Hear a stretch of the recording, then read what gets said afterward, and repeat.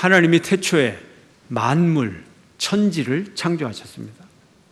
보시기에 너무 좋았습니다. 모든 것이 좋았습니다. 그리고 이 창조의 꽃은 사람입니다. 그런데 단 한 가지 안 좋은 것이 있었는데 창조의 꽃인 사람이 혼자 사는 것, 이것 하나가 아주 안 좋았습니다. 그래서 하나님이 돕는 배필을 지어 주셨습니다. 여호와 하나님이 이르시되 사람이 혼자 사는 것이 좋지 아니하니 내가 그를 위하여 돕는 배필을 지으리라 하시니라. 배필이 뭐예요? 돕는 자라는 뜻이에요. 헬퍼, 돕는 자, 적당한 도우미를 주셨어요. 우리 사람이 어떤 사람인가요, 여러분? 다 부족한 사람 아닙니까? 결점이 많은 사람 아닙니까? 혼자 막 앞으로 나가는 사람, 브레이크가 필요합니다. 근데 앞으로 나가지 못하는 사람, 엑셀레이터가 필요해요. 다 부족해요. 단점이 있어요. 그래서 돕는 사람이 필요하고, 남자에게는 아내를 붙여주고 여자에게는 남편을 붙여주어서 서로 보완해 주라는 거예요. 그래서 신랑 신부가 남편과 아내가 똑같은 성격이 돼서 똑같이 하면 안 돼요. 사업을 해도 똑같이 나가면 막 추진하다가 그냥 같이 망해버리고 말이죠. 또 뭐 시작도 못하고 망설이다가 아무것도 못하고 달라야 돼요. 막 나가면 좀 브레이크도 걸리고 못 나가면 격려도 받고 달라야 되는 거예요. 그게 돕는 거예요. 도와주라고 헬퍼를 하나님이 만드셨어요. 우리 사람은 사명이 있는 거죠. 아담도 그 사명을 감당하려고 열심히 일을 했어요.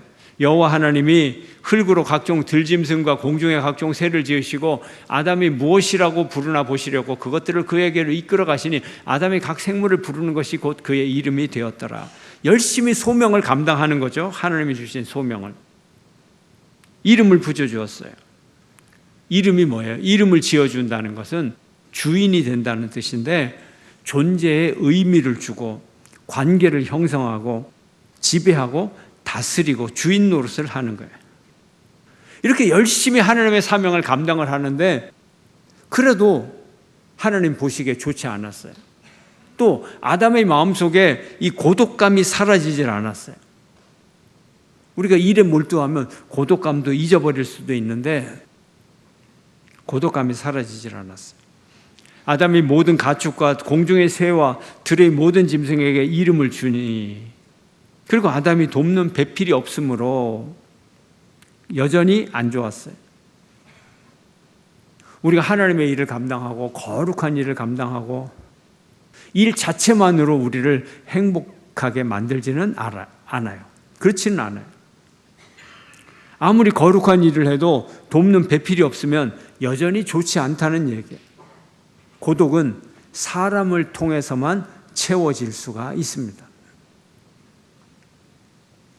사람이 제 아무리 의미 있는 일을 많이 해도 다른 사람의 배필의 도움을 받아서 함께하면 이때는 행복을 누릴 수가 있어요. 돕는 배필과 함께할 때 하나님의 사명을 행복하게 감당할 수 있다는 말이에요.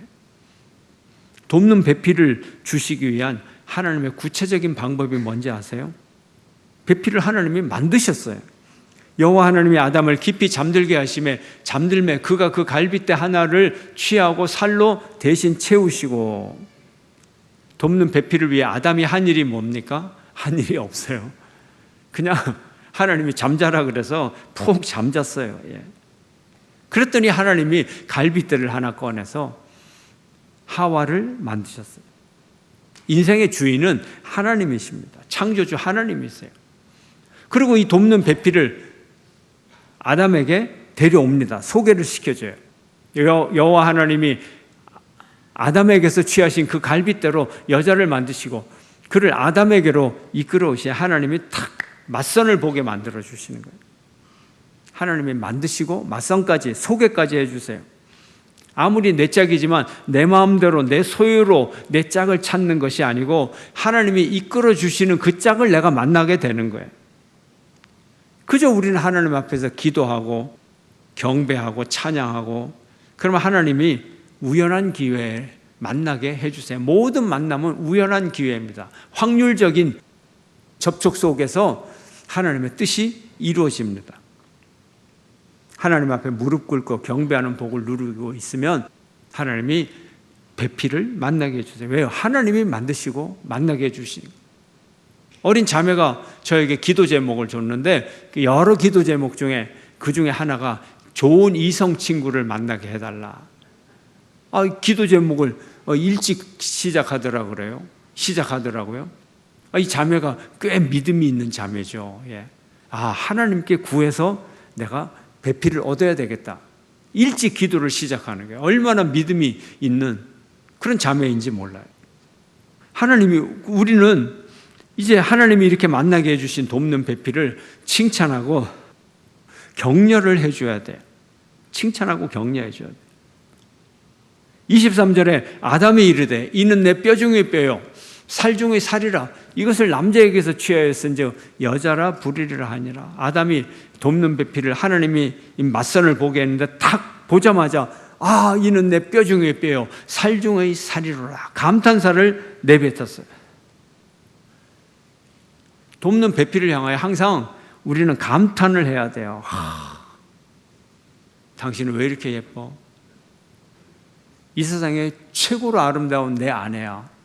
당신은 최고로 멋진 내 남편이야. 그렇죠. 아내 하나밖에 없는데 최고로 멋질 수밖에 없죠. 당연한 얘기지만 창조적인 칭찬이 있는 거예요. 창조적인 칭찬. 세상에서 최고로 예쁜 내 아내야. 아내 한 명인데 최고로 1등이죠. 항상 1등이에요. 항상 1등. 창조적인 말로 칭찬을 해야 돼요. 옛말에도 있잖아요. 오직 칭찬할 게 없으면 버선발이 예쁘다. 버선발이 예쁘다. 버선 똑같아요. 다 신으면 다 똑같지. 근데 그래도 칭찬하려고 버선발이 예쁘다. 이것이 창조적인 칭찬이죠. 우리가 이렇게 배필을 칭찬하고 가정을 이끌어 가야 돼요. 사람은 돕는 배필과 함께 살아야 됩니다. 우리에게 관계의 감탄사가 있어야 됩니다. 우리에게 존재의 환희가 있어야 돼요. 존재의 기쁨이 있어야 되는 거예요. 이런 관계를 맺어야 되는데 이런 관계를 우리가 어떻게 맺어야 될까요? 관계를 맺는 것은 언어입니다. 관계를 유지시키는 것 언어입니다. 말이에요, 말. 관계가 있어야 존재가 유지되지 않나요? 근데 이 관계를 말이 만들어내니까, 말에 의해서 관계가 연결이 되니까 우리 인간의 근본적인 삶은 말로 이루어지는 거예요. 말이 핵심입니다. 여러분, 말을 잘해야 돼요. 또 좋은 말을 잘해야 돼요. 하나님이 우리 가정에 주신 관계 축복, 언어의 축복, 이것을 우리가 가정에서 나누고 또 세상을 살면서 세상 사람들과 나누어야 돼요. 아브라함의 축복이 이런 거죠. 세상 사람들에게 나누는 거죠. 우리는 사람을 살리는 언어를 사용해야 됩니다. 생명의 언어를 사용해야 됩니다. 상대방이 아주 소중한 존재다.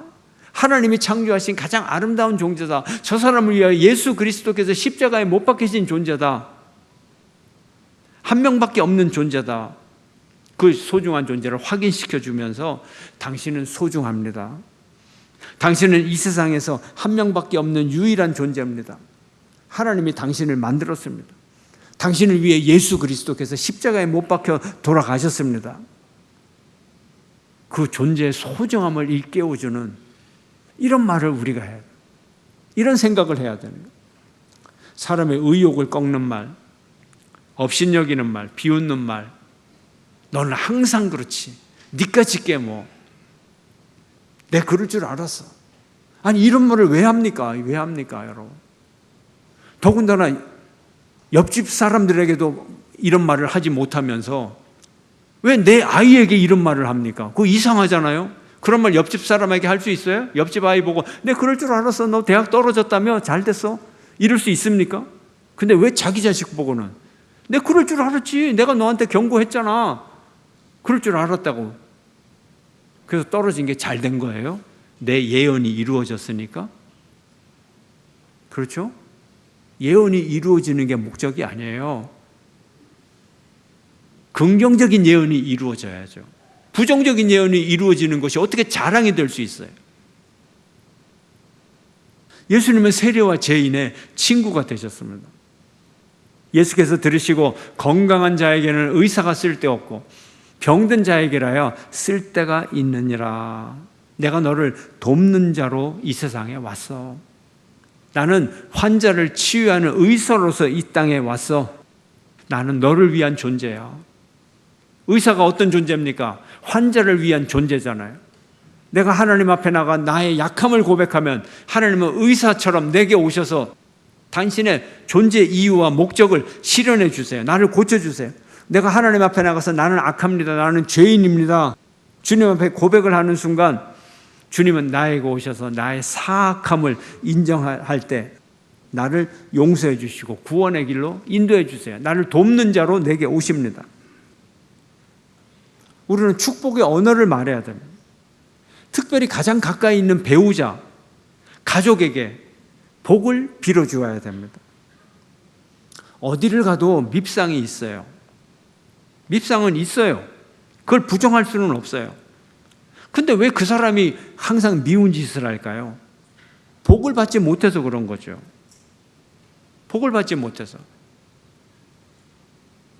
어떤 분이 젊은 청년이 회사에 들어갔는데 제일 힘든 게 부장이 그렇게 힘들게 하더래요. 부장. 마침 이직의 기회가 생겨서 딴 회사로 갔대요. 이제 괜찮겠지. 아니 새 회사를 가는데 또 그 부장이 또 그러더래요. 부장이. 완전히 꼰대에다가 골 때리는 사람이에요. 밉상이 있어요. 있어요. 어디든지 있어요. 왜 그럴까요? 필요한 만큼의 복을 받지 못하니까 그런 거죠. 늘 결핍에 시달리는 거죠. 우리가 육체의 필수 영양소를 채우고 우리 영혼에도 필수 영양소를 채워야 살 수 있어요. 그 필수 영양소가 뭐라고요? 축복의 언어, 축복의 말, 필수 영양소, 생명의 언어, 필수 영양소. 우리가 힘든 사람일수록, 피곤한 사람일수록, 미운 사람일수록 더욱 복을 빌어줘야 됩니다. 더욱 복을 빌어줘야. 공동체 안에 골 때리는 사람이 생겼어요. 그럼 그 사람을 가운데 놓고 축복을 그냥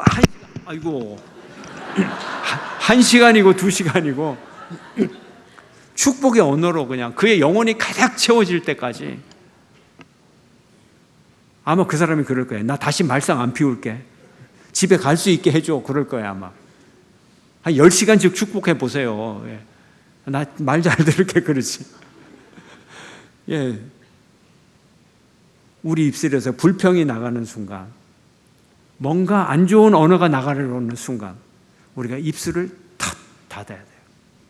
남에게 샷 더 마우스 할 게 아니라 자기를 향하여, 자기 입술을 향하여 샷 더 마우스 닫아야 되는 거예요. 닥쳐야 되는 거예요. 입을. 그리고 축복의 언어, 긍휼의 언어로 이걸 다 바꿔야 돼요.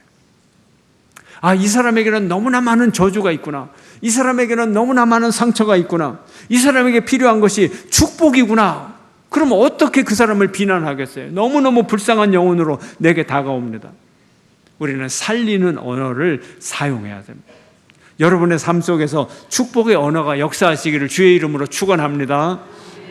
기독교는 말씀의 종교예요. 근데 그 말씀이 어떤 말씀이에요? 축복의 말씀의 종교예요. 태초에 말씀이 계셨습니다. 이 말씀이 하나님과 함께 하셨고 하나님은 말씀으로 온 천지 만물을 창조하시고 말씀이 온 창조물을 지탱하고 유지하고 약속을 이룹니다. 우리의 가정은 하나님의 축복을 천대까지 전해야 될 소명이 있는 가정입니다.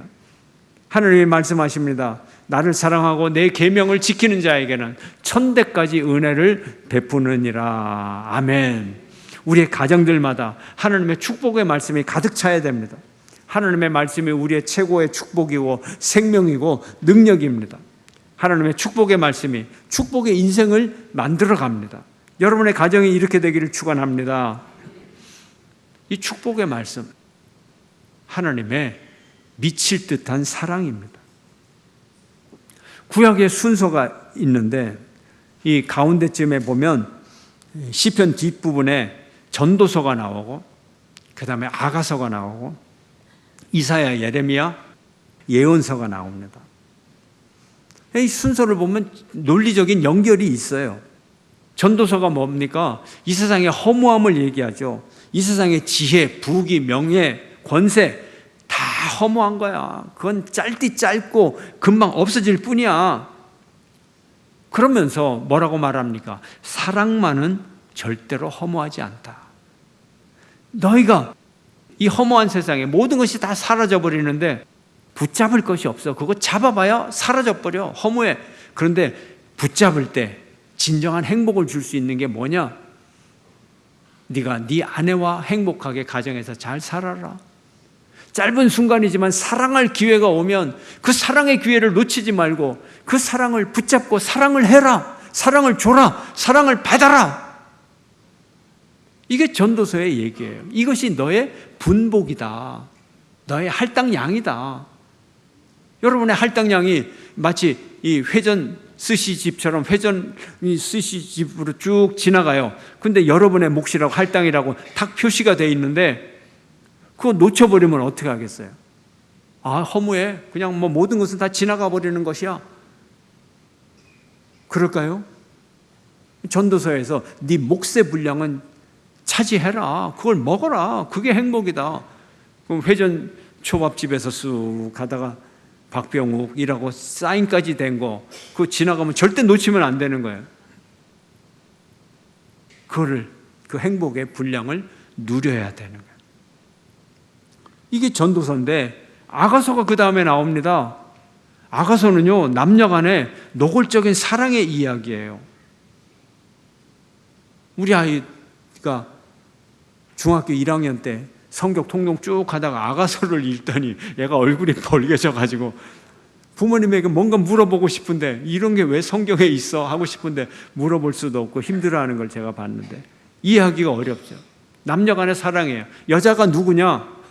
새까맣게 햇볕에 그을린 한 시골의 목동 여자, 보잘것없는 한 여인.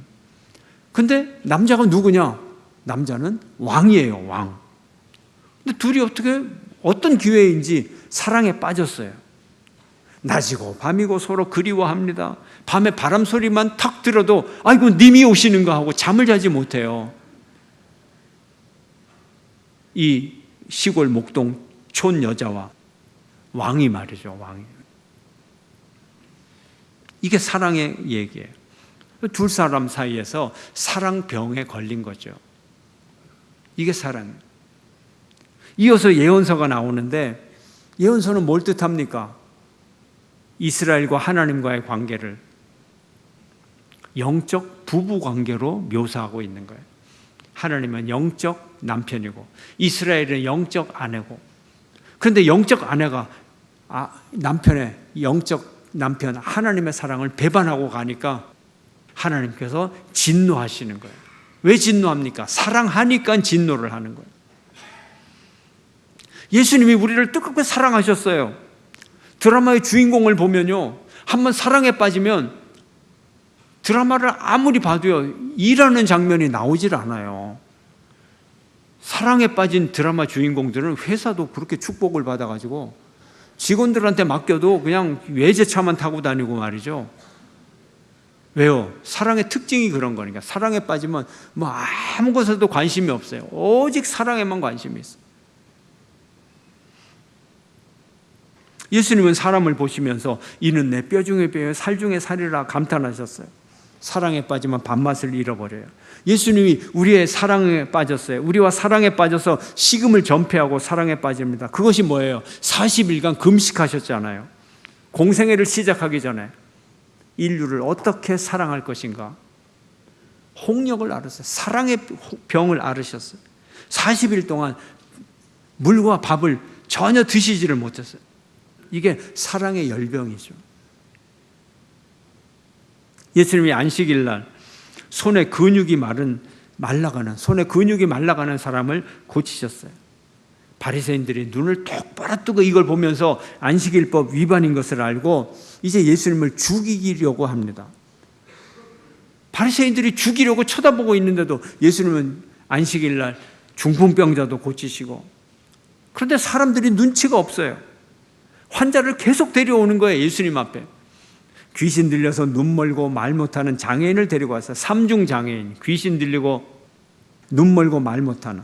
그런데 사실 말 못하는 사람은 귀도 안 들리거든요. 사중 장애인이에요. 사중 장애인. 얼마나 고통스럽고 불쌍한 사람입니까? 예수님은 그 자리에서 귀신을 쫓아내시고 보게 하고 듣게 하고 말하게 하고 병을 다 고치셨어요. 그래서 예수님은 안식일법 위반으로 십자가에 달려 돌아가십니다. 당신의 사랑과 당신의 생명을 바꾼 거죠.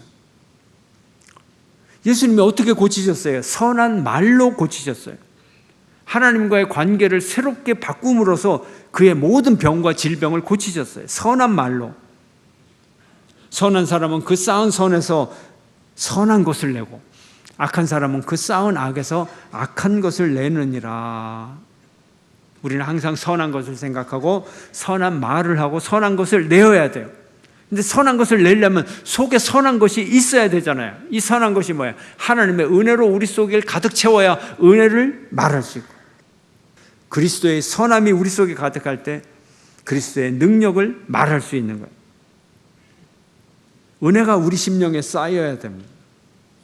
성령을 힘입어 귀신도 쫓아내고 병도 고칠 수 있습니다.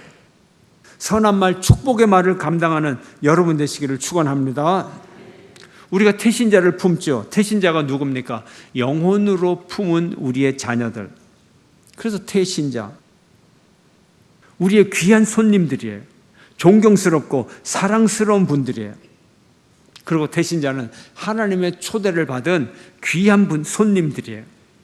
우리는 하나님의 손님을 초대하는 종으로 우리를 불렀어요. 우리는 열심히 초대해야 돼요. 그것이 하나님의 초대이기 때문에 그렇습니다. 우리 그리스도인들은 하나님으로부터 받은, 수직적으로 위에서부터 받은 사랑을 수평적으로 옆으로 함께 나누고, 하나님이 위에서 우리에게 주신 사랑을 다시 아래서 위로 올려보내는 헌신의 사랑으로 하나님께 다시 올려보냅니다. 우리의 가정은 하나님의 사랑과 사람의 사랑이 함께 완성되는 곳입니다. 가정은 하나님으로부터 받은 사랑을 나누어야 합니다. 보호와 인정의 공동체가 가정입니다. 보호, 인정. 포용과 용납의 공동체, 가정입니다. 용서와 관용의 공동체, 가정입니다. 부모님의 희생적인 사랑을 통하여 하나님의 끝없는 사랑이 보여지는 곳, 이곳이 가정입니다. 그래서 부모님을 통해서 하나님의 사랑을 알 수 있습니다. 여러분이 부모라면 여러분을 통해서 하나님의 사랑이 알려지고 가르쳐지고 보여져야 됩니다. 내 언어는 하나님을 보여주고 있는가? 오늘 아침에 예배 드리러 나오면서조차도 나는 어떤 언어로 우리 자녀들을 깨우고 교회에 보냈는가? 사람은 누구나 자녀로 태어납니다. 인간의 가장 필요한 물질적 영양소, 영적인 양분, 영적 유산, 이것을 받을 수 있는 곳이 가정입니다. 하나님이 우리 가정에 주신 삶의 힘이 이런 것입니다. 하나님으로부터 우리는 생명의 힘을 공급받아야 돼요. 축복의 힘을 공급받아서 능력 있는 삶을 살아가야 됩니다. 축복을 해주는 삶으로, 축복을 나누는 삶을 우리가 살아가야 됩니다. 여러분이 가정에 예수님의 축복의 언어, 생명의 언어가 충만하기를 주의 이름으로 축원합니다.